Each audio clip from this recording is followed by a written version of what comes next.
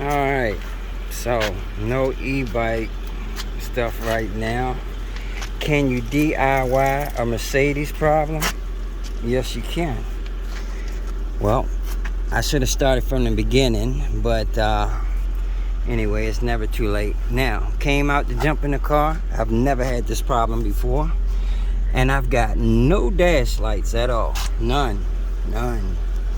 Car started up and everything, but no dash lights. I put the scan tool on it,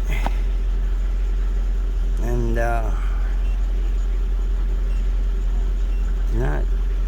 it's not showing me anything. So what I did was check the main fuses, which is here under the passenger side floor.